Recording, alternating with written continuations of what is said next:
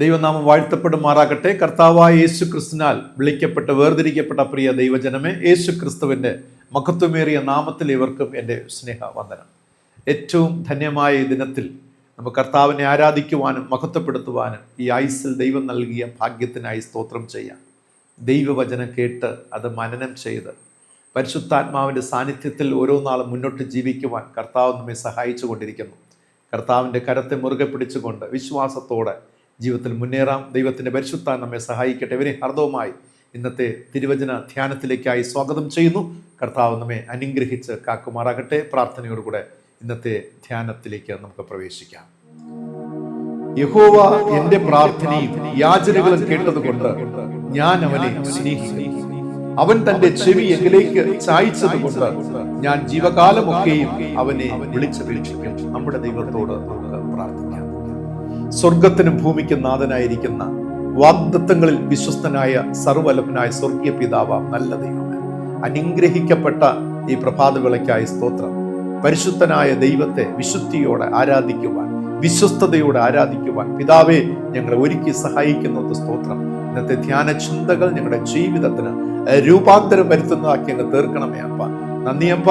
അവിടുത്തെ ഇടപെടൽ, അവിടുത്തെ സാന്നിധ്യം ഈ ധ്യാന ചിന്തകളിലൂടെ ആമേൻ ഞങ്ങൾ അനുഭവിക്കട്ടെ. കർത്താവ് നിത്യതയ്ക്കായി ഞങ്ങൾ ഒരുക്കുന്നവരായി ഈ ലോകത്തിൽ ഞങ്ങൾ ജീവിക്കുമ്പോൾ കർത്താവിന് പ്രയോജനമുള്ള ചാലകങ്ങളായി, പാത്രങ്ങളായി തീരുവാൻ കർത്താവ് ഞങ്ങൾ ഒരുക്കണമെന്ന് പ്രാർത്ഥിക്കുന്നു.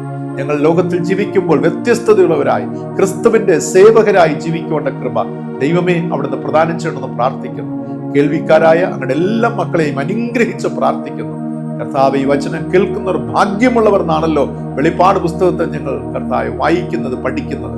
ഞങ്ങൾ കേൾക്കുക മാത്രം ചെയ്യാതെ അത് കർത്താവെ അനുസരിക്കുന്ന മക്കളായി തീരുവാൻ ദൈവം ഞങ്ങൾ ഒരുക്കി സഹായിക്കണമെന്ന് യേശു രക്ഷിതാവിന്റെ നാമത്തിൽ പ്രാർത്ഥിക്കുന്നു. പ്രാർത്ഥന കേൾക്കണമേ. ആമീൻ, ആമീൻ, ആമീൻ.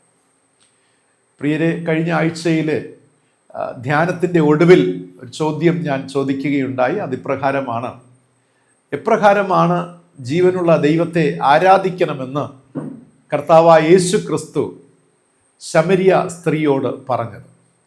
ആൻസർ കമന്റ് ബോക്സിൽ രേഖപ്പെടുത്തിയിട്ടുള്ളവരെല്ലാവരും ശരിയായ ആൻസറാണ് രേഖപ്പെടുത്തിയിരിക്കുന്നത്. നിങ്ങൾ വളരെ ശ്രദ്ധയോടെ തിരുവചനം കേൾക്കുന്നു എന്നെനിക്ക് മനസ്സിലാക്കുവാൻ കഴിഞ്ഞ് വളരെ സന്തോഷമുണ്ട്. അതിൻ്റെ ഉത്തരം ഇതാണ്: ആത്മാവിലും സത്യത്തിലും ദൈവത്തെ ആരാധിക്കുക എന്നുള്ളതാണ്. പ്രത്യേകിച്ചും കമന്റ് ബോക്സിൽ ആൻസറുകൾ രേഖപ്പെടുത്തി എല്ലാവരോടുമുള്ള നന്ദി രേഖപ്പെടുത്തുന്നു. തിരുവചനം കേൾക്കുന്ന, ഇത് ഷെയർ ചെയ്യുന്ന എല്ലാവരെയും ദൈവം അനുഗ്രഹിക്കട്ടെന്ന് ആത്മാർത്ഥമായി പ്രാർത്ഥിക്കുന്നു. ഇന്നത്തെ ധ്യാനത്തിന്റെ ഒടുവിലും ഒരു ചോദ്യമുണ്ടാകും. ശ്രദ്ധയോടെ തിരുവചനം കേൾക്കുക. അതോടൊപ്പം തന്നെ ഇത് നിങ്ങൾക്ക് അനുഗ്രഹപ്രദമായ, നിങ്ങളുടെ ഹൃദയത്തെ സ്പർശിക്കുന്നുവെങ്കിൽ നിങ്ങൾ തീർച്ചയായിട്ടും മറ്റുള്ളവർക്കായി ഇത് ഷെയർ ചെയ്യുക. അത് അവർക്കും ഉപകാരപ്രദമാകട്ടെ. അവർക്കും ദൈവത്തോട് അടുക്കുവാനും ജീവിതത്തിൽ വരുത്തേണ്ട മാറ്റങ്ങൾ വരുത്തി കർത്താവിൻ്റെ വരവിലേക്കായി ഒരുങ്ങുവാൻ അത് സഹായകമാകും. ദൈവം അതിനായി നമ്മെ ഒരുക്കി സഹായിക്കുമാറാകട്ടെ. ഇന്നത്തെ കാലഘട്ടത്ത് നാം ജീവിച്ചു കൊണ്ടിരിക്കുമ്പോൾ ഒരുപാട് സുഖദുഃഖ സമ്മിശ്രമായ അനുഭവങ്ങൾ നാം നേരിടുന്നുണ്ട്, അല്ലേ? എപ്പോഴും നമ്മുടെ ജീവിതം ഒരു പീസ്ഫുള്ളായിട്ട് പോകണമെന്നില്ല. എല്ലാ കാലത്തും വളരെ ഒരു സേഫായ സോണിൽ നമുക്ക് ജീവിക്കുവാൻ കഴിയുമെന്ന ഉറപ്പും നമുക്കില്ല.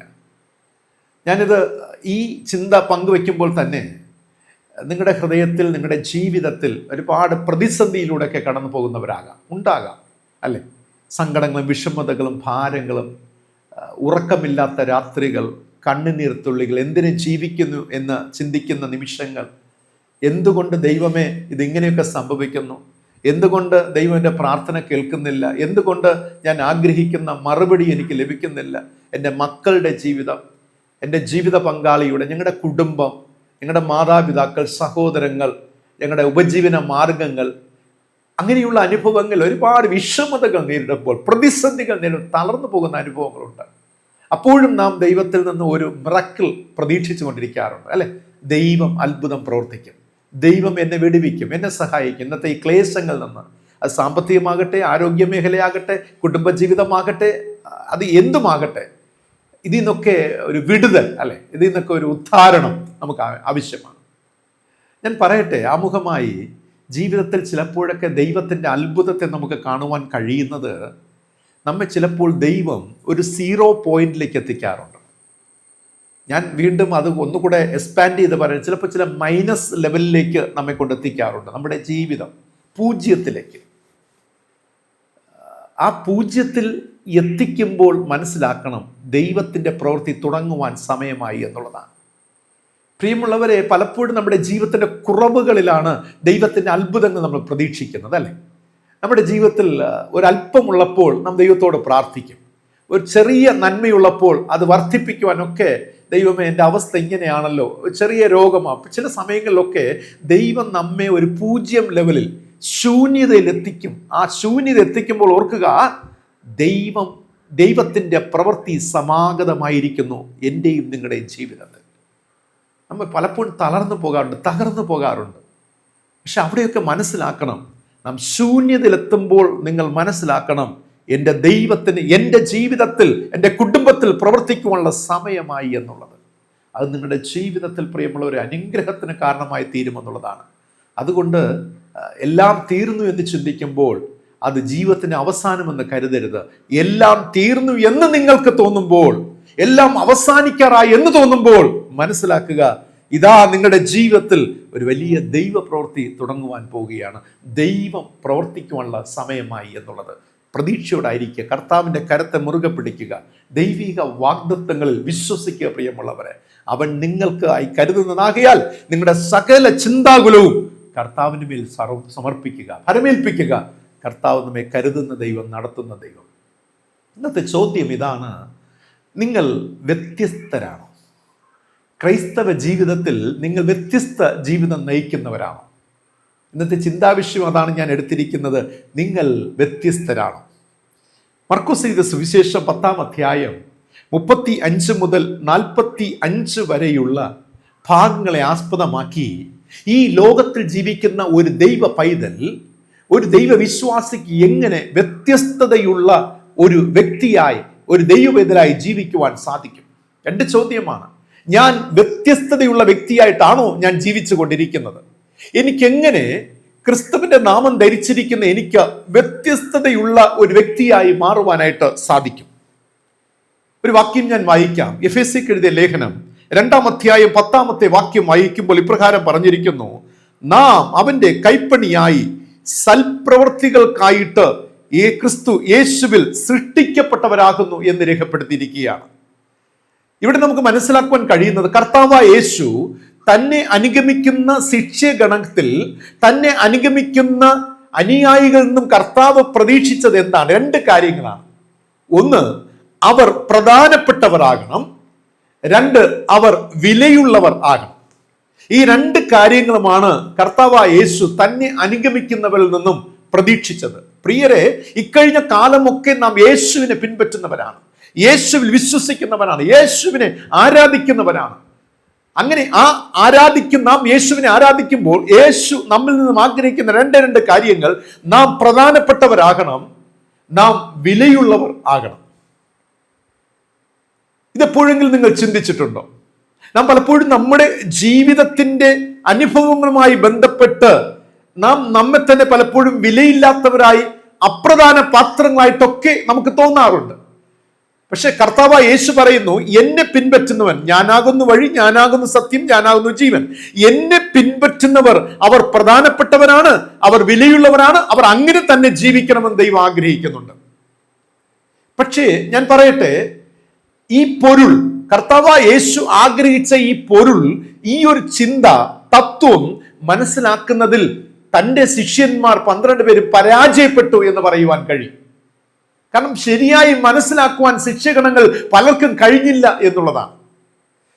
മർക്കോസ് 10:35 മുതൽ 45 വരെ വായിക്കുമ്പോൾ, ഒരിക്കൽ സെബദിയുടെ മക്കളായ യാക്കോബും യോഹന്നാനും രഹസ്യമായി യേശുവിനെ സമീപിക്കുകയാണ്. ആ വേർഡ് മറന്നുപോയത്, രഹസ്യമായി യേശുവിനെ സമീപിക്കുന്നു. നാം പലപ്പോഴും ദൈവസന്നിധിയിൽ പ്രാർത്ഥിക്കുന്നത് പോലെ, അല്ലെ, രഹസ്യമായി യേശുവിനോട് നമ്മുടെ ചിന്തകളെ പങ്കുവയ്ക്കുന്നത്. നാം കോമൺ ആയിട്ടൊക്കെ പ്രാർത്ഥിക്കാറുണ്ട്. പക്ഷേ ചില വേളകളിലൊക്കെ നമ്മുടെ വീട്ടിന്റെ ഉള്ളിൽ, അല്ലെങ്കിൽ നമ്മുടെ വാഹനത്തിനുള്ളിൽ, നമ്മൾ ജോലി ചെയ്യുന്ന സ്ഥലത്തൊക്കെ ഇരിക്കുമ്പോൾ നാം രഹസ്യത്തിൽ ദൈവത്തോട് പ്രാർത്ഥിക്കാറുണ്ട്. എന്താണ്? നമ്മുടെ പേഴ്സണലായിട്ട് വളരെ വളരെ പ്രധാനപ്പെട്ട രഹസ്യ സ്വഭാവമുള്ള ആഗ്രഹങ്ങളെ, അല്ലെ, ചിന്തകളെ ദൈവത്തോട് നാം പറയാറുണ്ട്. ഇതുപോലെ തന്നെ സെബദിയുടെ മക്കളായ യാക്കോബും യോഹന്നാനും യേശുവിന്റെ അടുക്കൽ രഹസ്യമായി വന്ന് പറയുകയാണ്, ഗുരു, ഞങ്ങൾ നിന്നോട് യാചിപ്പാൻ പോകുന്നത് ഞങ്ങൾക്ക് ചെയ്തു തരുവാൻ അപേക്ഷിക്കുന്നു. ഒരു സാധാരണ വിശ്വാസി ദൈവത്തോട് രഹസ്യമായി തന്റെ ആഗ്രഹങ്ങൾ പറയുന്നത് പോലെ ഒരു ഇൻട്രൊഡക്ഷൻ, ഒരു ആമുഖം നൽകുകയാണ്. ഗുരു, ഞങ്ങൾ അപേക്ഷിക്കാൻ പോകുന്നത് അങ്ങ് ചെയ്തു തരണമെന്ന് ഞങ്ങൾ ആഗ്രഹിക്കുന്നു. തെറ്റില്ല, സാധാരണ ഒരു പ്രാർത്ഥനയാണ് ഇവിടെ കഴിക്കുന്നത്. യേശു അതിന് മറുപടി പറയുകയാണ്, ഞാൻ നിങ്ങൾക്ക് എന്ത് ചെയ്തു തരണമെന്ന് നിങ്ങൾ ആഗ്രഹിക്കുന്നു. ആമേൻ. ഞാൻ നിങ്ങൾക്ക് എന്ത് ചെയ്തു തരണമെന്ന്. ചില വേളകളിലൊക്കെ നാം യേശുവിന്റെ അടുക്കലോളം പ്രാർത്ഥിപ്പാൻ കടന്നു ചെല്ലുമ്പോൾ യേശു നമ്മോട് ചോദിക്കുന്ന ചോദ്യമാണ്, നിനക്ക് എന്ത് ചെയ്തു തരണം, ഞാൻ ചെയ്തു തരണമെന്ന് നീ ആഗ്രഹിക്കുന്നു. ഇവിടെ ആഗ്രഹം വെളിപ്പെടുത്തുകയാണ്. യാക്കോബും യോഹന്നാനും തങ്ങളുടെ ആഗ്രഹം പറയുകയാണ്, ഇത്രയേ ഉള്ളൂ, നിന്റെ മഹത്വത്തിൽ, യേശുവേ, അങ്ങയുടെ മഹത്വത്തിൽ ഞങ്ങളിൽ ഒരുത്തൻ നിന്റെ വലത്തും ഒരുത്തൻ നിന്റെ ഇടത്തും ഇരിപ്പാൻ വരം നൽകണം എന്നുള്ള ആഗ്രഹമാണ് അവിടെ പ്രകടിപ്പിക്കുന്നത്. പ്രിയമുള്ളവരെ, ഇത്രയും നാൾ യേശുവിനോട് കൂടെ സഞ്ചരിച്ച യാക്കോബും യോഹന്നാനും അവരുടെ രഹസ്യമായ അജണ്ട എന്ന് പറയുന്നത്, അവിടെ ലക്ഷ്യം, അവിടെ പ്രധാന ഉദ്ദേശം എന്ന് പറയുന്നത് ഇത്രയേ ഉണ്ടായിരുന്നുള്ളൂ. കർത്താവിന്റെ മഹത്വത്തിൽ, കർത്താവിന്റെ വലത്തും ഇടത്തും ഇരിപ്പാൻ ഞങ്ങൾക്ക് രണ്ടുപേർക്കും ഭാഗ്യം ലഭിക്കണം. 12 പേർ യേശുവിനെ അനുഗമിച്ചു, കർത്താവ് തിരഞ്ഞെടുത്തു. ആ 12 പേരിൽ 2 പേർ എന്താണ്, ഒരു കോമ്പറ്റീഷനാണ്. മറ്റു 10 പേരെ അവഗണിച്ചുകൊണ്ട്, ശ്രദ്ധിക്കണേ, 10 ശിഷ്യഗണങ്ങളെ അവഗണിച്ചുകൊണ്ട് ഇവർ 2 പേർ രഹസ്യത്തിൽ വന്ന് തങ്ങളുടെ ഉദ്ദേശത്തെ നേടിയെടുക്കുവാൻ വേണ്ടിയുള്ള ശ്രമം. അങ്ങയുടെ വലത്തും ഇടത്തും ഞങ്ങൾക്ക് അനുവാദം തരണം, അത് കഴിഞ്ഞിട്ട് മതി മറ്റുള്ള ശിഷ്യന്മാർ. ഇതായിരുന്നു അവരുടെ ആഗ്രഹം. ഇന്നത്തെ ക്രിസ്തീയ ജീവിതവും ഇതുപോലെ തന്നെ അല്ലേ? ചിന്തിക്കുക പ്രിയമുള്ളവരെ. ദൈവത്തിൻ്റെ അടുക്കലോളം നാം പ്രാർത്ഥനയ്ക്കായി ചെല്ലുമ്പോൾ, നമ്മുടെ ആഗ്രഹങ്ങളൊക്കെ പറയുമ്പോൾ, പലപ്പോഴും പ്രിയരെ അത് സ്വാർത്ഥത നിറഞ്ഞ പ്രാർത്ഥനകളായി മാറുന്നില്ലേ? ചോദിക്കട്ടെ, നമ്മുടെ പ്രാർത്ഥനകൾ സ്വാർത്ഥതകളുണ്ടോ? ഞാൻ പ്രാർത്ഥിക്കുമ്പോൾ സ്വാർത്ഥ ചിന്തയോടുകൂടെയാണോ ഞാൻ പ്രാർത്ഥിക്കുന്നത്? അതോ ദൈവഹിതം എന്നിൽ നിറവേറണം എന്ന ചിന്തയോടാണോ നാം പ്രാർത്ഥിക്കുന്നത്? സാധാരണയായി നാം പാട്ട് പാടാറുണ്ട്, നിന്റെ ഹിതം പോലെ എന്നെ നിത്യം നടത്തിയിടണേ. രണ്ടാമത്തെ ഒരു, എൻ്റെ ഹിതം പോലെയല്ലേ എൻ പിതാവേ എൻ യഹോവേ എന്ന് നാം പാട്ട് പാടാറുണ്ട്. ഈ പാട്ട് പാടി കഴിഞ്ഞ ഉടൻ തന്നെ എൻ്റെ ഹിതം നിറവേറുവാനല്ലേ ഞാൻ കിടന്ന് മുട്ടുചുറ്റി പ്രാർത്ഥിക്കുന്നത്, ഇടപെടാതെ ഞാൻ പ്രാർത്ഥിക്കുന്നത്, കാലതാമസം കൂടാതെ ഒക്കെ ഞാൻ പ്രാർത്ഥിക്കുന്നത്, അതല്ലേ എൻ്റെ സ്വാർത്ഥ താല്പര്യങ്ങൾക്ക് വേണ്ടി അല്ലേ ഞാൻ പ്രാർത്ഥിച്ചു കൊണ്ടിരിക്കുന്നത്? ഇന്നത്തെ ആധുനിക കാലഘട്ടത്തിലെ ക്രൈസ്തവ വിശ്വാസികളുടെ ഒരു ഫേസ്, ഒരു മുഖത്തെയാണ് ഞാൻ നിങ്ങൾക്ക് വെളിപ്പെടുത്തി നൽകുന്നത്. ഇവിടെ ഈ ഭാഗത്ത് കർത്താവായ യേശു ക്രിസ്തു നൽകിയ ഉപദേശങ്ങൾ, യേശു തന്നെക്കുറിച്ച് തന്നെ ശിഷ്യന്മാർക്ക് വെളിപ്പെടുത്തി നൽകിയതെല്ലാം ഈ ശിഷ്യന്മാർ തെറ്റായിട്ട് ഗ്രഹിക്കുകയാണ്. യാക്കോബും യോഹന്നാനും. പ്രിയരെ, യേശു വാസ്തവത്തിൽ ആഗ്രഹിച്ച എന്താണ്? എന്നെ അനുഗമിക്കുന്നവർ, തന്നെ അനുഗമിക്കുന്നവർ വ്യത്യസ്തരാകണം എന്നുള്ളതാണ്. ആമേൻ. തന്നെ അനുഗമിക്കുന്നവർ വ്യത്യസ്തരായി മാറണം. ഇന്ന് ഞാൻ ഈ ധ്യാനത്തിലേക്ക് പ്രവേശിക്കുന്ന ഈ സമയത്തിന് നിങ്ങളോട് പറയുകയാണ്, ഞാൻ യേശുവിനെ പിൻപറ്റുന്നു, ഞാൻ യേശുവിനോട് കൂടെ യാത്ര ചെയ്ത് സഞ്ചരിക്കുന്നു. എന്നിൽ ഒരു വ്യത്യസ്തത ഉണ്ടാകണം, ഞങ്ങളിൽ ഒരു വ്യത്യസ്തത ഉണ്ടാകണം. ദൈവം എന്നിൽ നിന്നും, എൻ്റെ കുടുംബത്തിൽ നിന്നും ആഗ്രഹിക്കുന്നുണ്ട്, എൻ്റെ മക്കളിൽ നിന്നും ആഗ്രഹിക്കുന്നുണ്ട്. ഞങ്ങൾ ലോകക്കാരെ പോലെ അല്ല, മറ്റു ക്രൈസ്തവരെ പോലെ അല്ല, അതിൽ നിന്ന് വ്യത്യസ്തരായി എൻ്റെ ജീവിതത്തിൽ ഒരു വ്യത്യസ്തത ഉണ്ടാകണം. ക്രിസ്തു ആഗ്രഹിക്കുന്ന പ്രകാരമുള്ള ഒരു വ്യത്യസ്തത എന്നിൽ ഉണ്ടാകണം. എന്താണ് വാസ്തവത്തിൽ നമുക്ക് വേണ്ടത്? ഒന്ന്, പദവികളോ അധികാരങ്ങളോ നമ്മെ ക്രിസ്തു വിശ്വാസത്തിൽ ശുശ്രൂഷകൾ വ്യത്യസ്തരാക്കുന്നില്ല എന്ന ബോധം നമുക്കുണ്ടാകണം. അത് ബോധം എന്ന് മാത്രം പറഞ്ഞാൽ പോരാ, ഒരു സുബോധം നമുക്ക് വരണം, നമ്മിൽ ഉണ്ടാകണം. പലപ്പോഴും ക്രൈസ്തവ വിശ്വാസത്തിൽ, ക്രൈസ്തവ പ്രസ്ഥാനങ്ങളിൽ, സഭയുമായുള്ള ബന്ധത്തിലൊക്കെ നമുക്ക് സംഭവിക്കുന്ന ഒരു വലിയ വലിയ ന്യൂനത, ഒരു അപകടമെന്ന് പറയുന്നത്, പദവികളും അധികാരങ്ങളും സ്ഥാനങ്ങളും ലഭിച്ചു കഴിഞ്ഞാൽ ഞാൻ മറ്റുള്ളവരിൽ നിന്നും വ്യത്യസ്തരായി എന്നുള്ള ഒരു ഭാവമുണ്ട്, ഉദ്ദേശമുണ്ട്, ലക്ഷ്യമുണ്ട്.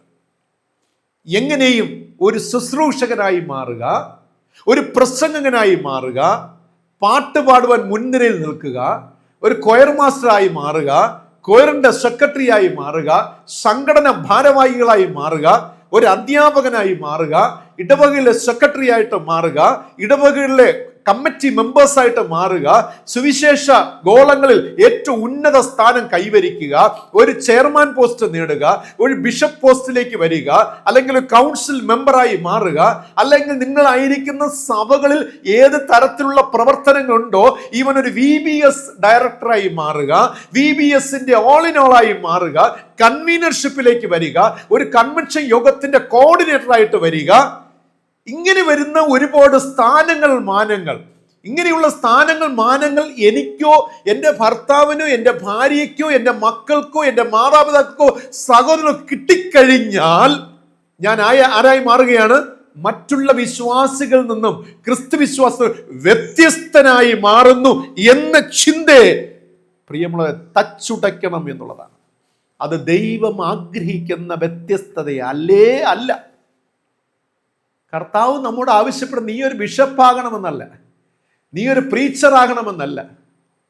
നിങ്ങളുടെ ജീവിതത്തിൽ നിങ്ങൾ വ്യത്യസ്തരാകണമെന്ന് ഉദ്ദേശിക്കുന്നത് യേശു വ്യത്യസ്തമായ തലങ്ങളിലൂടെയാണ്. ഇവിടെ ഈ ഭാഗം നാം വായിക്കുമ്പോൾ ശിഷ്യന്മാർ വാസ്തവത്തിൽ കരുതിയിരുന്നത് പ്രധാന സ്ഥാനമാനങ്ങൾ ഉണ്ടെങ്കിൽ, അധികാരമുണ്ടെങ്കിൽ, പ്രത്യേക കഴിവുകൾ ഉണ്ടെങ്കിൽ തങ്ങൾക്ക് മറ്റുള്ളവരുടെ നടുവിൽ വ്യത്യസ്തരായി നിൽക്കുവാൻ കഴിയും. തങ്ങൾ ദൈവത്തിന് പ്രയോജനമുള്ളവർ എന്ന നിലയിൽ മാറുവാനായി കഴിയും. അഭിമാനത്തോടെ ക്രിസ്തുവിന് വേണ്ടി നിൽക്കുവാൻ സാധിക്കും. അതുകൊണ്ട് ഞങ്ങൾക്ക് സ്ഥാനം വേണം, അധികാരം വേണം. ഞങ്ങൾ ആരാധിക്കുന്ന സ്ഥലമാകട്ടെ, അതിന് പുറത്തുള്ള സ്ഥലമാകട്ടെ, ഞങ്ങൾ പ്രധാന സ്ഥാനങ്ങളിൽ വരണം. 10 പേർ എന്താണ് ഞങ്ങളെ വിളിച്ച് ഞങ്ങളെ ആദരിക്കുന്നത്, ഞങ്ങൾക്ക് പൊന്നാട ഇട്ട് തരണം. ഞാൻ ജോലി ചെയ്യുന്ന സ്ഥലത്ത് 10 പേർ നിൽക്കുന്ന സ്ഥലത്ത് എന്നെ മാത്രം വിളിച്ച് എന്ത് ചെയ്യണം? എന്നെ പുകഴ്ത്തി 5 വാക്ക് പറയണം. എൻ്റെ പേര്, എൻ്റെ ഫോട്ടോ ഫ്ലക്സിൽ ഉണ്ടാകണം, നോട്ടീസിൽ ഉണ്ടാകണം, വാട്സപ്പിലൂടെ പ്രചരിക്കണം. പ്രിയമുള്ളവരെ, ഇത് ക്രിസ്തു ഗണത്തിൽപ്പെട്ട, ക്രിസ്തു വിശ്വാസത്തിൽപ്പെട്ട വ്യത്യസ്തതയുള്ള ജീവിതമെന്ന് പറയരുതേ. അത് കർത്താവായ യേശു ഏറ്റവും വെറുക്കുന്ന ഒന്നാണ്. പക്ഷെ കർത്താവ് ആഗ്രഹിക്കുന്നുണ്ട് നിങ്ങൾ വ്യത്യസ്തതയുള്ളവരാകണമെന്ന്. ഇവിടെ യേശു എന്താണ് വാസ്തവത്തിൽ ആഗ്രഹിച്ചത്? മാർക്കോസ് സുവിശേഷം 10:43 വായിക്കുമ്പോൾ യേശു അതിന് ആൻസർ പറയുകയാണ്, നിങ്ങളിൽ മഹാൻ ആകുവാൻ ഇച്ഛിക്കുന്നവർ നിങ്ങളോടൊപ്പം ഉള്ളവരുടെ ശുശ്രൂഷക്കാരൻ ആകേണം എന്നതാണ്. ആമേൻ, പ്രൈസ് ഗോഡ്, ആമേൻ. കർത്താവിന് നന്ദി പറഞ്ഞ പ്രിയമുള്ളവരെ, കർത്താവിൻ്റെ ആ കാഴ്ചപ്പാട് കണ്ടോ? ആ ദർശനം കണ്ടോ? കർത്താവ് പറയുന്നു, നിങ്ങളിൽ ആർക്കെങ്കിലും, എന്നെ പിൻപറ്റുന്ന, എന്നിൽ വിശ്വസിക്കുന്ന, എന്നെ ആരാധിക്കുന്ന, എന്നെ നമസ്കരിക്കുന്ന, എന്നോട് പ്രാർത്ഥിക്കുന്ന നിങ്ങളിൽ ആർക്കെങ്കിലും മഹാൻ അല്ലെങ്കിൽ മഹതി ആകണമെങ്കിൽ നിങ്ങൾ ചെയ്യേണ്ട ഒരേ ഒരു കാര്യമാണ് നിങ്ങളുടെ കൂടെ ഉള്ളവർക്ക് ശുശ്രൂഷ ചെയ്യുക. ആമേൻ. ശുശ്രൂഷ ചെയ്യുന്നവരായി മാറണം. സ്ഥാനങ്ങൾ ഇരുന്നു കൊണ്ട് മറ്റുള്ളവരിൽ നിന്നും എന്താണ് ശുശ്രൂഷ ആഗ്രഹിക്കുന്നവരാകരുത്, മറിച്ച് നിങ്ങൾ അവരുടെ ശുശ്രൂഷക്കാരൻ ആകണമെന്നുള്ളതാണ്. ഇന്ന് നമുക്കറിയാം, ഇന്ന് പലതിനു വേണ്ടി പല പ്രസ്ഥാനങ്ങൾ ഇടിച്ചു കയറുന്നവർ, വഴിമാറി കൊടുക്കാത്തവർ, അല്ലെ, അധികാര സ്വരത്തിൽ സംസാരിക്കുന്നവർ, മറ്റുള്ളവരെ കുറ്റപ്പെടുത്തി എന്തും നേടുവാനും ഏത് സ്ഥാനമാനങ്ങളെ കൈക്കലാക്കുവാനും ശ്രമിക്കുന്ന ഒരു കാലഘട്ടത്താണ് ജീവിച്ചു കൊണ്ടിരിക്കുന്നത്. അതിനുവേണ്ടി ഒരു ടീം സ്പിരിറ്റോടെ വർക്ക് ചെയ്യുന്നവരുമുണ്ട്. എന്ത് വില കൊടുത്തും ഇന്ന സ്ഥാനങ്ങൾ എത്തുക. പക്ഷെ നെയിം എന്ന് പറയുന്നത്, കർത്താവ് എല്ലാം അങ്ങയുടെ നാമ മഹത്വത്തിനായി, അങ്ങയുടെ നാമമഹത്വം. നിങ്ങൾ ആരാധിക്കുന്ന സ്ഥലത്തുണ്ട്, നിങ്ങളുടെ വീട്ടിനുള്ളിലുണ്ട് അധികാരസ്ഥാനം, അധികാരത്തിൻ്റെ സ്വരം സംസാരിക്കുന്നവർ. ഞാൻ പലപ്പോഴും ഈ ഫാമിലി കൗൺസിലിംഗ് എടുക്കുന്ന സമയത്ത് അവിടെയും പറയുന്ന ഒരു കാര്യമുണ്ട്. ഒരു ഹസ്ബൻഡ് അധികാര സ്വരം, ഞാനാണ് ഈ വീട്ടിൻ്റെ ഹെഡ് ഓഫ് ദ ഫാമിലി. അമ്മ പറയുകയാണ്, ഞാൻ പറയുന്നത് പോലെ എൻ്റെ ഭർത്താവ് അനുസരിക്കണം, എൻ്റെ മക്കൾ അനുസരിക്കണം. മക്കൾ പറയുകയാണ്, ഞങ്ങളാണ് വിദ്യാഭ്യാസമുള്ളത്, അപ്പനും അമ്മയ്ക്കും വേണ്ടത്ര വിദ്യാഭ്യാസമില്ല, ഞങ്ങൾ പറയുന്നതാണ് ശരി. അപ്പനും അമ്മയും പറയുന്നു, മക്കളെ കേൾക്കാനല്ല ഞങ്ങൾ ഇരിക്കുന്നത്, ഞങ്ങളാണ് നിങ്ങൾക്ക് ജന്മം തന്നത്, ഞങ്ങൾ പറയുന്നത് അത് തെറ്റോ ശരിയോ നിങ്ങൾ അനുസരിക്കുവാൻ ബാധ്യസ്ഥ. എല്ലായിടത്തും നമ്മൾ നോക്കിയാലും അവരവർ തന്നെ ഉയർന്നു നിൽക്കണം, എൻ്റെ സ്വരം ഉയർന്നു നിൽക്കണം, എൻ്റെ വാക്കായിരിക്കണം അവസാനത്തെ വാക്ക് എന്ന് ചിന്തിക്കുന്ന അനുഭവം. അവിടെയാണ് ക്രിസ്തു അതിനെ തച്ചുടച്ചുകൊണ്ട് പറയുകയാണ്, നിങ്ങളിൽ മഹാനാകുവാൻ ഇച്ഛിക്കുന്നവർ നിങ്ങൾ ശുശ്രൂഷക്കാരനാകണം നിങ്ങളുടെ ചുറ്റുമുള്ളവർക്ക്. പ്രിയമുള്ളവരെ, കഴിഞ്ഞ എത്രയോ വർഷം കൊണ്ട് ഈ ശുശ്രൂഷക്കാരൻ എന്നുള്ള ഒരു ദാസ്യ ശുശ്രൂഷയെക്കുറിച്ച് ബൈബിൾ നമ്മെ പഠിപ്പിക്കുന്നുണ്ട്. എത്രയോ കാലഘട്ടം നാം കേൾക്കുന്നുണ്ട്, പ്രസംഗിക്കുന്നുണ്ട്. പക്ഷെ എനിക്കോ നിങ്ങൾക്കോ എന്നെ കൂടെ ചേർത്ത് പറയുകയാണ്, നമുക്ക് വാസ്തവത്തിൽ ഒരു ശുശ്രൂഷക്കാരനാകുവാൻ കഴിഞ്ഞിട്ടുണ്ടോ? അപ്പോൾ നിങ്ങൾ ചോദിക്കാം, അച്ഛനൊരു ശുശ്രൂഷക്കാരനല്ലേ, ശുശ്രൂഷ ചെയ്യുന്ന സെർവൻ്റ് ഓഫ് ഗോഡ് അല്ലേ എന്ന് നിങ്ങൾ ചോദിച്ചേക്കാം. യെസ്. പക്ഷേ ഈ പ്രസംഗിക്കുന്നതും പ്രാർത്ഥിക്കുന്നതും അതുപോലെ തന്നെ ഞാൻ ഒരു സഭയെ നടത്തുന്നതും ഒരു കൺവെൻഷൻ പോയി ഞാൻ എല്ലാം ലീഡ് ചെയ്യുന്നതും ഇത് ഒരു സെർവൻ്റ് ഓഫ് ഗോഡ് എന്നത് നിങ്ങൾ ചിന്തിക്കരുതേ. ഇതല്ല ക്രിസ്തു വിഭാവനം ചെയ്ത servant of God. Okay, these all things are good. കർത്താവിന് മുമ്പിൽ ഞാൻ ഈ സേവ ചെയ്യുന്നു ഒക്കെ നല്ലതാണ്. പക്ഷേ ഇതിനും അപ്പുറത്ത് സെർവൻ്റ് എന്ന പദത്തിന് കർത്താവ് യേശു പറഞ്ഞത്, നിങ്ങൾ മറ്റുള്ളവരെ ശുശ്രൂഷിക്കുന്നവരായി തീരണം, അവരെ കെയർ ചെയ്യുന്നവരായി, അവരെ കരുതുന്നവരായി അല്ലേ. ക്രിസ്തു അതിന് ഒരു മുൻമാതൃകയായിരുന്നു. നോക്കുക, ദൈവപുത്രൻ അല്ലേ, ദൈവത്തിൻ്റെ പുത്രൻ 12 ശിഷ്യന്മാരുടെ പാദം കഴുകുകയാണ്. ഒന്ന് ചിന്തിച്ചേ, ഇന്ന് നമ്മുടെ രാജ്യം ഭരിക്കുന്ന ഒരു പ്രൈം മിനിസ്റ്റർ നിങ്ങളുടെ വീട്ടിൽ വന്ന് നിങ്ങളിരിക്കുന്ന കസേരയുടെ താഴെ കീഴിലിരുന്ന് തറയിലിരുന്ന് നിങ്ങളുടെ പാദങ്ങൾ എടുത്ത് അത് കഴുകുന്ന ഒരു ചിത്രം നിങ്ങൾ അനുവദിക്കുമോ? ഓ അല്ലേ, ഒന്ന് ചിന്തിച്ചേ. ഒരു പ്രൈം മിനിസ്റ്റർ, പക്ഷെ അതിനുമൊക്കെ അപ്പുറത്ത് അല്ലേ, എത്ര ഉന്നതനായി ഈ ലോകത്തെ സൃഷ്ടിച്ച ദൈവം, ആ ദൈവപുത്രൻ ശിഷ്യന്മാരുടെ പാദം അഴുക്ക് പുരണ്ട ആ പകൽ മുഴുവനും യെരുശലേമിലൂടെ ചുറ്റിക്കണ്ട അഴുക്ക് പുരണ്ട പാദങ്ങളെ യേശു കഴുകുകയാണ്. Servant of God. ആമേൻ. ഇതാണ് എന്താണ് ദൈവത്തിൻ്റെ ദാസൻ.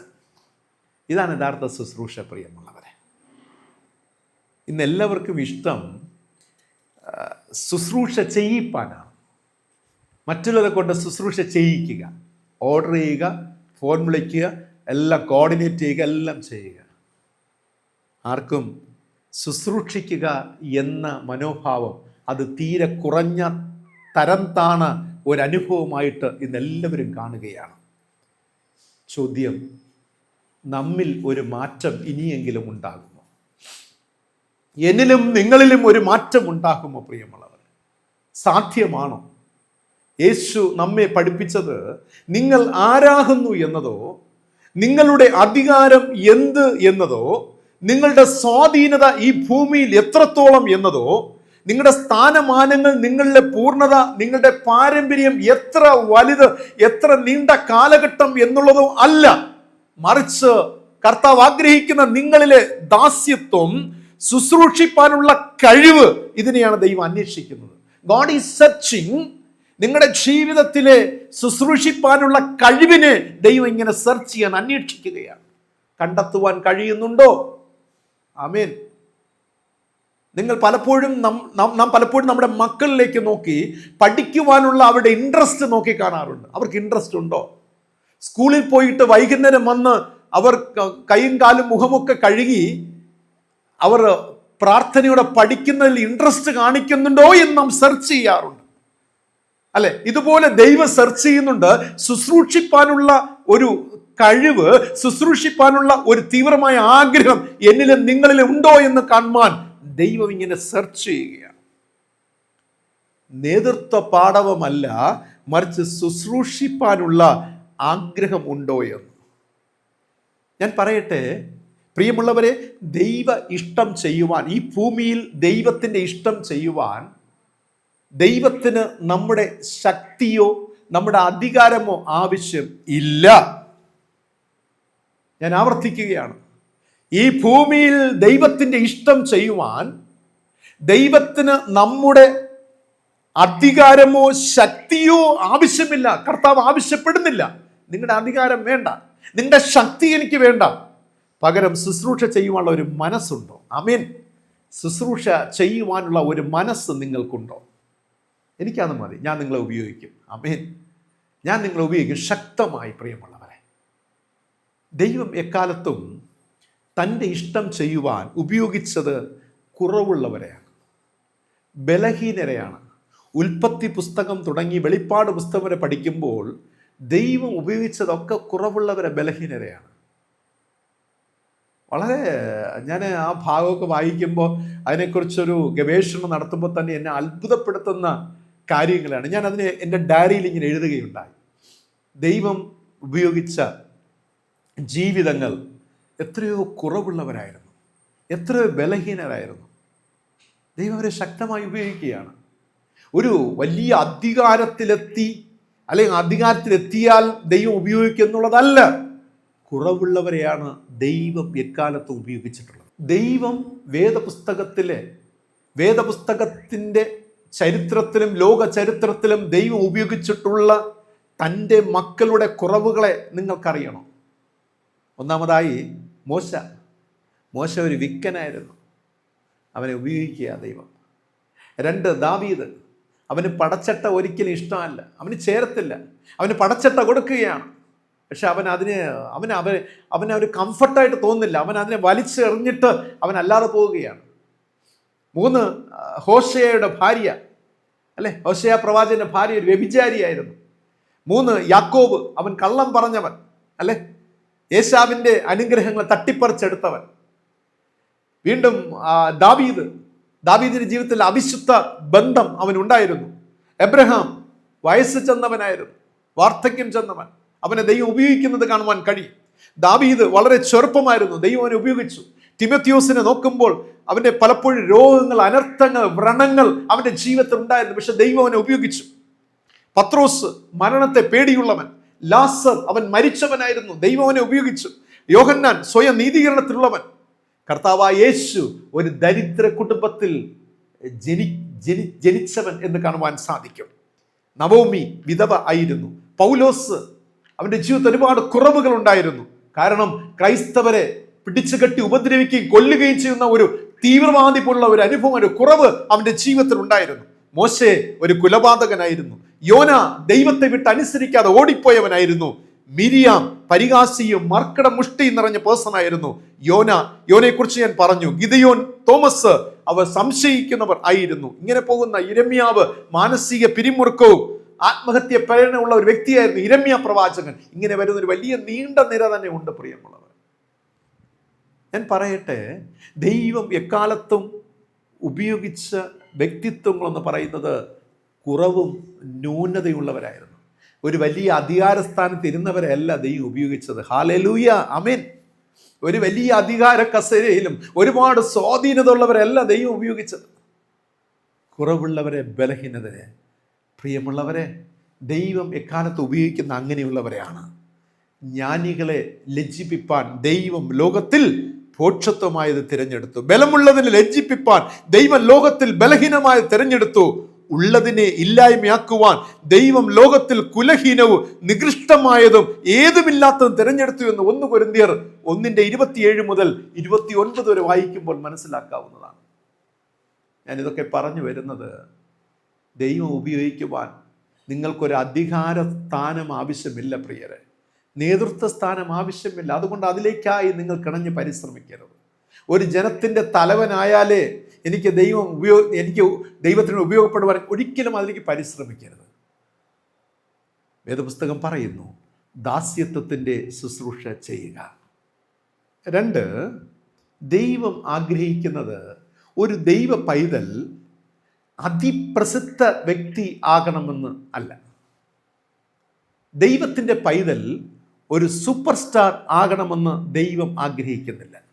ഇതെപ്പോഴും നിങ്ങളുടെ മനസ്സിൽ കുറിച്ചിട്ട് കൊള്ളുക. ഇന്ന് നോക്കണേ, ഞങ്ങളെപ്പോലുള്ള പ്രസംഗകരും അല്ലെങ്കിൽ പുരോഹിതരും ബിഷപ്പുമാർ പലരുമൊക്കെ ഇന്ന് സൂപ്പർ സ്റ്റാർ ആകുവാൻ ആഗ്രഹിക്കുന്നവരാണ്. പക്ഷെ ദൈവം അത് ആഗ്രഹിക്കുന്നു. നമ്മുടെ സൂപ്പർ സ്റ്റാർ ആരാണ്? The almighty God, the creator of the world. ഈ ലോകത്തെ സൃഷ്ടിച്ചവനാണ് സൂപ്പർ സ്റ്റാർ. ഇന്ന് മനുഷ്യൻ ആ ദൈവത്തിൻ്റെ പേരിൽ സൂപ്പർ സ്റ്റാർ ആകുവാൻ ആഗ്രഹിക്കും. പക്ഷെ ദൈവം അത് ആഗ്രഹിക്കുന്നില്ല. കാരണം യേശു തൻ്റെ ശിക്ഷഗണത്തെ തിരഞ്ഞെടുത്തത് അലങ്കോലമായ അല്ലെങ്കിൽ താറുമാറായ ഒരു ജീവിതം നയിക്കുന്നതിനല്ല, അധികാര സ്ഥാനങ്ങളിൽ പെട്ട് ഉഴന്ന് വലഞ്ഞ് ഒരുപാട് ഗോസിപ്പുകളും പ്രശ്നങ്ങളും ഇതിൽപ്പെട്ട് വേറൊരു ലെവലിലേക്ക് പോകുവാനല്ല കർത്താവ് തൻ്റെ ശിഷ്യഗണത്തെ തിരഞ്ഞെടുത്തത്. മറ്റുള്ളവരെ പിഴിഞ്ഞ് ചാറെടുത്ത് ചൂഷണം ചെയ്ത് ജീവിക്കുവാനുമല്ല യേശു തൻ്റെ ശിഷ്യന്മാരെ തിരഞ്ഞെടുത്തത്.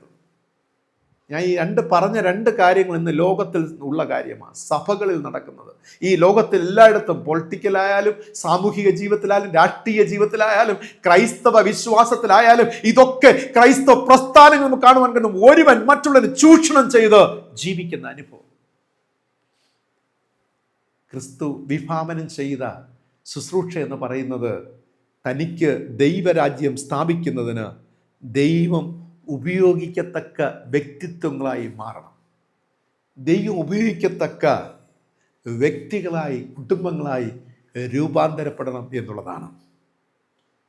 പ്രിയമുള്ളവരെ, ദൈവരാജ്യം പണിയുവാൻ നാം കൊള്ളാകുന്നവരായി നാം മാറണം, ഉപയോഗമുള്ളവരായി നാം മാറണം. ഞാൻ എന്നോട് ചോദിക്കാറുണ്ട്, ദൈവരാജ്യം പണിയുന്നതിന് ഞാൻ കൊള്ളാകുന്നവനാണോ? ദൈവത്തിൻ്റെ രാജ്യം പണിയുന്നതിന് ദൈവത്തിന് എന്നെ കൊള്ളാകുന്ന അവസ്ഥയാണോ? ദൈവത്തിന് എന്നെ ഉപയോഗിക്കാൻ പറ്റിയ അവസ്ഥയിലാണോ എൻ്റെ മനോഭാവം, എൻ്റെ പ്രവൃത്തികൾ, എൻ്റെ ആറ്റിറ്റ്യൂഡ്? ദൈവം ഉപയോഗിക്കുവാൻ തക്ക വിധത്തിലാണോ എൻ്റെ ജീവിതം ചിട്ടപ്പെടുത്തിയിട്ടുള്ളത്? ഈ രണ്ട് ചോദ്യങ്ങൾ മതിയാകും ജീവിതത്തിൽ ഒരുപാട് നമുക്ക് ചിന്തിക്കുവാൻ, ഗ്രഹിക്കുവാൻ, ജീവിതത്തിൽ മാറുവാനുള്ള ഒരു അവസരം കൂടെ. പ്രിയമുള്ളവരെ, ക്രിസ്തുവിൻ്റെ പേരിൽ ഞാൻ പറയട്ടെ, യേശു ക്രിസ്തുവിൻ്റെ പേരിൽ, ആ നാമത്തിൽ സ്വന്തം ജീവിതത്തെ, കുടുംബത്തെ, ദേശത്തെ പണിയുന്നവരാകരുത് ഒരിക്കലും. ദൈവത്തിൻ്റെ പേരുപയോഗിച്ച് സ്വയം പണിതുകൊണ്ടിരിക്കുന്ന, മറിച്ച് നിങ്ങൾ ദൈവത്തിന് വേണ്ടി ഉപയോഗപ്പെടുന്നവരായി മാറണം. ദൈവത്തിന് വേണ്ടി നിങ്ങൾ ഉപയോഗപ്പെടണം. ഇന്ന് ദൈവരാജ്യം വിസ്തൃതമാകാൻ, ദൈവരാജ്യമാണ് പണിയപ്പെടേണ്ടത്. ക്രൈസ്തവ വിശ്വാസ ജീവിതത്തിൻ്റെ ലക്ഷ്യമെന്ന് പറയുന്നത് നിങ്ങളിലൂടെ ദൈവരാജ്യം പണിയപ്പെടണം. ദൈവത്തിൻ്റെ പേരിൽ നിങ്ങളുടെ കുടുംബം പണിയണമെന്നുള്ളതല്ല. ഇന്ന് ഇതാ ഈ ലോകത്ത് നടക്കുന്നത്, അല്ലേ?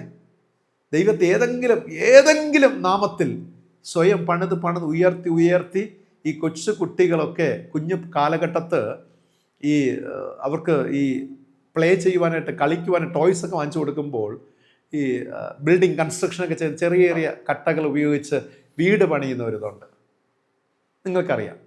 അപ്പോൾ ഇതുപോലെ നാം പലപ്പോഴും ക്രിസ്തുവിലേക്ക് വന്നു, ക്രിസ്തു വിശ്വാസത്തിലേക്ക് കടന്നു വന്നു, ക്രിസ്തുവിൻ്റെ ശിഷ്യനായി മാറി, സേവകനായി, ശുശ്രൂഷനായി മാറി നാം സ്വയം നമ്മളെ പണിയുകയാണ്.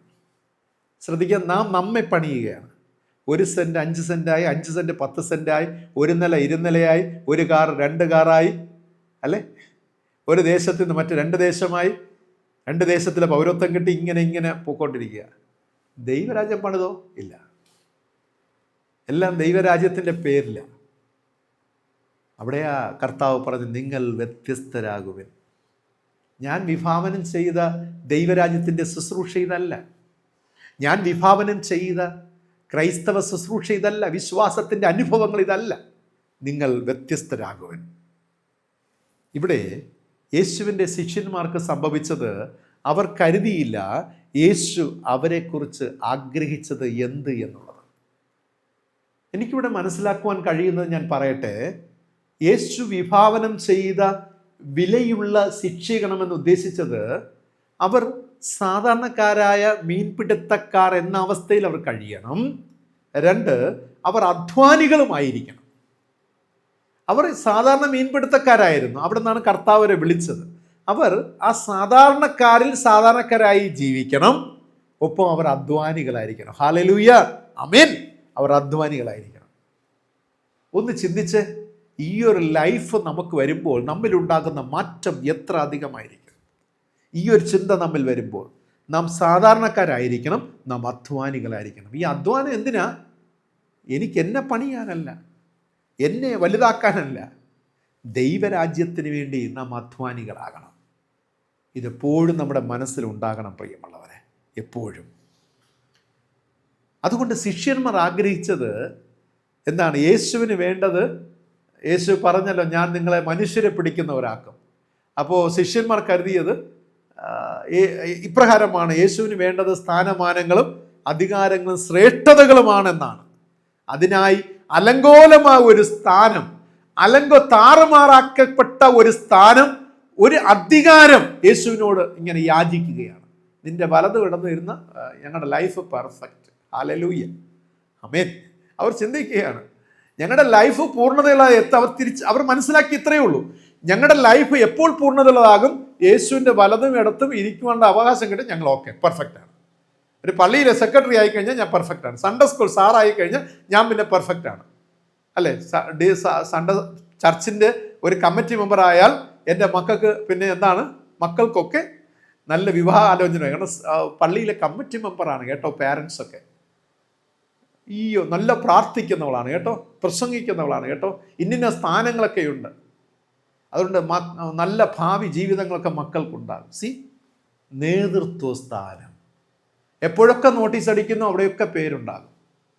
എല്ലാരെക്കാട്ടിലും ശ്രേഷ്ഠൻ. അതുപോലെ ഈ കുപ്പായം ഇട്ട് കഴിഞ്ഞാൽ ഞാൻ എല്ലാരെക്കാളും ശ്രേഷ്ഠൻ, അല്ലേ? ആണോ?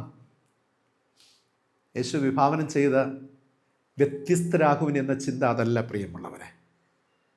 അലങ്കോലമായ താറുമാർ ഒരു സ്ഥാനം, ഒരു ജീവിതം കർത്താവിനോട് ചോദിക്കരുതേ. മറിച്ച്, കർത്താവെ, ഞാൻ എന്ത് ചെയ്യണമെന്ന് അങ്ങ് ആഗ്രഹിക്കുന്നു. കർത്താവെ, അടിയൻ്റെ കുടുംബം അങ്ങേക്ക് വേണ്ടി എന്താണ് ചെയ്യേണ്ടത്? ഞങ്ങളെ ഉപയോഗിക്കണമേ. ദാസ്യത്വത്തിൻ്റെ ശുശ്രൂഷയ്ക്കായി ഞങ്ങളെ ഇതാ ഫലമേൽപ്പിക്കുന്നു.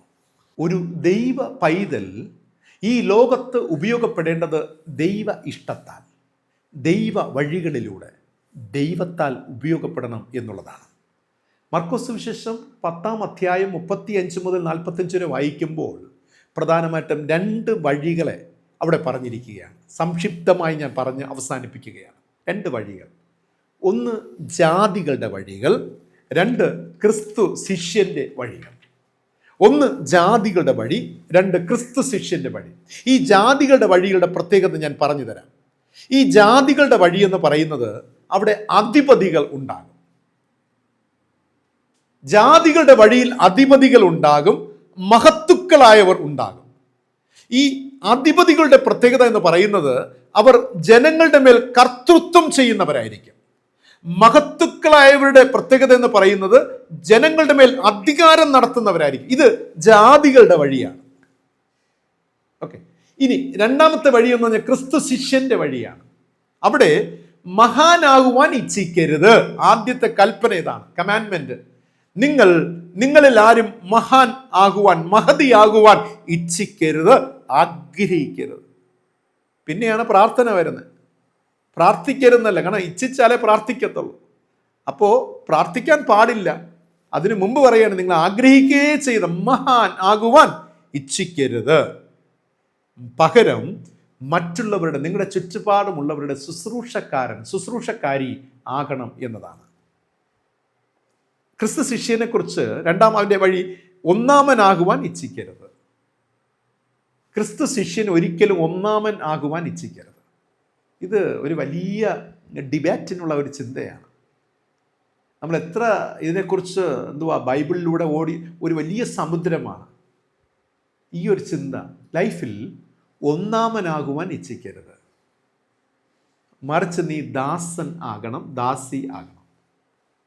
അങ്ങനെയെങ്കിൽ ഞാൻ മനസ്സിലാക്കുന്നത്, നീ ദാസനും ദാസിയായാൽ മതി, ഓട്ടോമാറ്റിക്കായിട്ട് ദൈവം നിന്നെ എവിടെ കൊണ്ടുവരും? ഒന്നാം സ്ഥാനത്ത് നിന്നെ കൊണ്ടുവരും. ആമേൻ, ഹല്ലേലൂയ. ദൈവം ഒന്നാം സ്ഥാനത്ത് കൊണ്ടുവരും. എപ്പോൾ? നീ ദാസനും ദാസി എന്ന ആ ഒരു പൊസിഷനിലേക്ക് മാറ്റപ്പെടുമ്പോൾ, രൂപാന്തരപ്പെടുമ്പോൾ ദൈവം ഒന്നാം സ്ഥാനത്ത് കൊണ്ടുവരും. പക്ഷെ ഇന്ന് സംഭവിക്കുന്നത്, ഞാൻ ആദ്യമേ ദാസനും ദാസി എന്ന ആ ഒരു പൊസിഷനിൽ വരാതെ ഞാൻ ഒന്നാമതാകുവാൻ ഞാൻ ആഗ്രഹിച്ച് അതിനു വേണ്ടിയുള്ള ഓട്ടവും അതിനു വേണ്ടിയുള്ള പരിശ്രമങ്ങളും അതിനു വേണ്ടിയുള്ള തന്ത്രങ്ങളും പ്രാർത്ഥനകളും കൊണ്ട് എൻ്റെ ജീവിതം നിറയപ്പെട്ടിരിക്കുകയാണ്. പ്രിയരെ, ആകണോ, മഹതിയാകണോ, നീ ഒരു ശുശ്രൂഷക്കാരൻ, നീ ഒരു ശുശ്രൂഷക്കാരി ആകണം. ഒന്നാമനാകണോ, നീ ഒരു ദാസനാകണം, നീ ഒരു ദാസി ആകണം. പ്രിയരെ, ഒരു യഥാർത്ഥ ശിഷ്യന്റെ വില ഇതാകുന്നു. ക്രിസ്തു വിഭാവനം ചെയ്ത ശിഷ്യത്വം എന്ന് പറയുന്നത് വ്യത്യസ്തതയുള്ള ഒരു ക്രൈസ്തവ ജീവിതം. വ്യത്യസ്തതയുള്ള ഒരു ക്രൈസ്തവ ജീവിതം. യേശു ഇതിന് മാതൃക ഉള്ള കർത്താവായി. ഞാൻ പറഞ്ഞല്ലോ, 12 ശിഷ്യന്മാരുടെ പാദങ്ങൾ കഴുകി ആ മാതൃക ദൈവം കാണിച്ചു തരികയാണ്. നമുക്കായി ക്രൂശോളം പോയി അല്ലേ, തൻ്റെ രക്തത്തെ ചിന്തുകയാണ്. രക്തത്തെ ചിന്തി ജീവനെ നൽകി ആ ദാസത്വ ശുശ്രൂഷ നിറവേറ്റപ്പെടുകയാണ് അല്ലേ. സ്വരം ഉരുകി മറ്റുള്ളവർക്ക് സേവ ചെയ്യുകയാണ്. പ്രകാശം, ജീവൻ നൽകുകയാണ്, ജീവിതം നൽകുകയാണ്. ക്രിസ്തുവിലൂടെ നമുക്ക് ലഭിച്ചത് അതാണ് പ്രിയമുള്ളവരെ. അതുകൊണ്ട് മറന്നു പോകരുത്, കർത്താവുമായുള്ള ബന്ധത്തിൽ, ക്രിസ്തീയ ജീവിതത്തിൽ ഒന്നാമൻ ആയിത്തീരുവാൻ നാം എല്ലാവരുടെയും ദാസൻ അഥവാ ദാസിയായി മാറണം. അത് കർത്താവ് നമ്മിൽ നിന്നും ആഗ്രഹിക്കുന്നതാണ്. ആ ഒരു വലിയ ക്രിസ്തു വിഭാവനം ചെയ്ത ആ ശ്രേഷ്ഠകരമായ മഹത്വകരമായ അനുഭവം നമ്മുടെ ജീവിതത്തിൽ ഉണ്ടാകണം. അത് നമ്മുടെ ജീവിതത്തിൽ ഒരുപാട് മാറ്റങ്ങൾ വരുത്തും പ്രിയമുള്ളവരെ. ഈ സമാപനത്തിൽ ഞാൻ ചോദിക്കുകയാണ്, എന്നിൽ ഈ വ്യത്യസ്തത കാണുവാൻ കഴിയുന്നുണ്ടോ? എന്നിൽ ക്രിസ്തു വിഭാവനം ചെയ്ത വ്യത്യസ്തതയുള്ള ജീവിതമാണോ? ഇല്ല എങ്കിൽ ഇന്ന് നിങ്ങളെ തന്നെ സമർപ്പിക്കുക. ഞാൻ ജാതികളുടെ വഴിയിലല്ല ദൈവനെ നിർത്തിയിരിക്കുന്നത്. ജാതിയുടെ വഴിയിലാണ് അധിപതികളും മഹത്തുക്കളായവരൊക്കെ ഉള്ളത്. എന്നെ ദൈവം നിർത്തിയിരിക്കുന്നത് ക്രിസ്തു ശിഷ്യൻ എന്ന ഗണത്തിലാണ്. ആ ഒരു നിരയിലാണ് ദൈവം നിർത്തിയിരിക്കുന്നത്. അവിടെ ഞാൻ ഒന്നാമനാകുവാൻ ഞാൻ ആഗ്രഹിക്കുവാൻ പാടില്ല. മറിച്ച് ഞാൻ ദാസൻ ആകണം. ഞാൻ മഹാനാകുവാൻ ഇച്ഛിക്കുവാൻ പാടില്ല. മറിച്ച് മറ്റുള്ളവരുടെ ശുശ്രൂഷക്കാരൻ ആകണം. ഈ ഒരു ജീവിതമാണ് കർത്താവ് നമ്മിൽ നിന്നും ആഗ്രഹിക്കുന്നത്. പ്രിയരെ, ഒരു ജീവിതമേ ഉള്ളൂ. ഈ ജീവിതത്തിൽ നമുക്ക് വ്യത്യസ്തമുള്ള ജീവിതം നയിക്കാം. മറ്റുള്ള എൻ്റെ കൂടെയുള്ളവർ എങ്ങനെയോ ആയിരിക്കട്ടെ, എൻ്റെ കൂടെയുള്ള സഹവിശ്വാസവർ എങ്ങനെയോ ആകട്ടെ, എൻ്റെ കൂടെ ആരാധിക്കുന്നവർ എങ്ങനെയോ ആകട്ടെ, പക്ഷെ ഞാൻ എന്ന വ്യക്തി ബൈബിൾ വായിച്ചപ്പോൾ, പഠിച്ചപ്പോൾ, ധ്യാനിച്ചപ്പോൾ, ഗ്രഹിച്ചപ്പോൾ അതിൽ നിന്നും കിട്ടിയ ആ ഒരു വെളിച്ചം അതെൻ്റെ ജീവിതത്തിലേക്ക് ഞാൻ ഉൾക്കൊള്ളുന്നു, ഞാൻ ഗ്രഹിക്കുന്നു, ഞാൻ സ്വായത്തമാക്കുന്നു. എൻ്റെ ജീവിതത്തെ കർത്താവ് പ്രയോജനപ്പെടുത്തുന്ന, കർത്താവിന് പ്രയോജനമുള്ള ഒരു ജീവിതമാക്കി രൂപാന്തരപ്പെടുത്തുന്നു. ഈ ഒരു അനുഭവത്തിലായിത്തീരുവാൻ കർത്താവ് നമ്മെ സഹായിക്കുമാറാകട്ടെ. ഇന്നത്തെ ചോദ്യം ഇതാണ്: കർത്താവുമായുള്ള ബന്ധത്തിൽ, ക്രിസ്തീയ ജീവിതത്തിൽ ഒന്നാമനാകുവാൻ നാം എന്തായിത്തീരണം? നാം ഒന്നാമനായി തീരുവാൻ എന്തായി തീരണമെന്നാണ് കർത്താവായ യേശു ആവശ്യപ്പെടുന്നത്, ആഗ്രഹിക്കുന്നത്. നിങ്ങളുടെ ഉത്തരങ്ങൾ നിങ്ങൾ കമൻറ്റ് ബോക്സിൽ രേഖപ്പെടുത്തുക.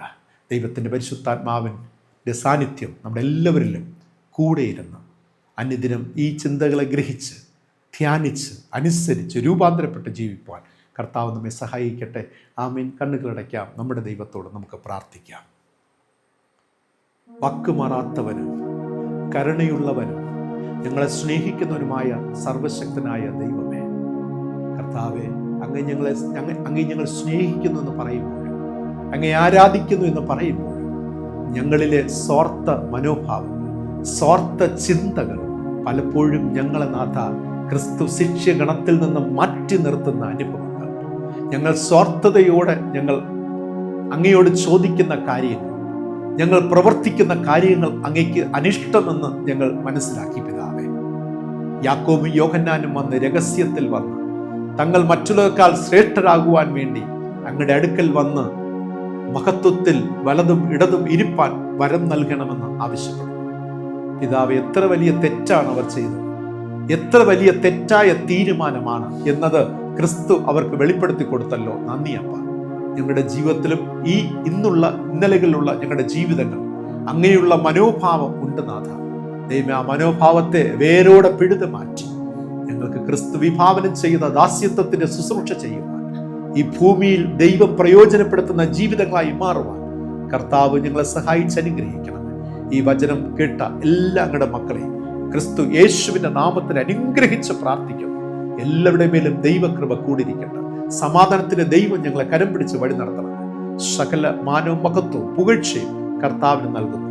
യേശു രക്ഷിതാവിന്റെ ധന്യമുള്ള നാമത്തിൽ തന്നെ ആമേൻ. സ്വർഗ്ഗസ്ഥനായ ഞങ്ങളുടെ പിതാവേ, തിരുനാമം വിശുദ്ധീകരിക്കപ്പെടണം. തിരുരാജ്യം വരണം. തിരുവിഷ്ടം സ്വർഗത്തിലെ പോലെ ഭൂമിയിലും ആകണം. ഞങ്ങൾക്ക് ആവശ്യമുള്ള ആഹാരം ഇന്നും നൽകണം. ഞങ്ങൾ കടക്കാരോട് ക്ഷമിച്ചിരിക്കുന്നത് പോലെ ഞങ്ങളുടെ കടങ്ങളും ഞങ്ങളോട് ക്ഷമിക്കണം. ഞങ്ങളെ പരീക്ഷയിൽ കിടത്താതെ ദുഷ്ടങ്ങളിൽ നിന്ന് വിടുവിക്കണം. രാജ്യവും ശക്തിയും മഹത്വം ഇന്നും എന്നേക്കും അങ്ങേക്കുള്ളതല്ലോ. ആമേൻ. വിശ്വാസത്തോടെ ആശീർവാദം കൈക്കൊള്ളി നമ്മുടെ കർത്താവും രക്ഷിതാവുമായ യേശുമിശിഹായെ, പിതാവായ ദൈവത്തിന്റെ സ്നേഹം, പരിശുദ്ധാത്മാവാം ദൈവത്തിന്റെ കൃപ, അനുഗ്രഹം, സമാധാനം എല്ലാവരും ഇന്നും സർവദാ കൂടിയിരിക്കുമാറാകട്ടെ. ആമേൻ, ആമേൻ, ആമേൻ. പ്രിയരെ, ജീവിതത്തിൽ വ്യത്യസ്തരായി ജീവിക്കാൻ കർത്താവ് ആഹ്വാനം ചെയ്യുന്നു. അപ്രകാരം ആകുവാൻ ദൈവം നമ്മെ സഹായിക്കട്ടെ. God bless you all. Thank you very much.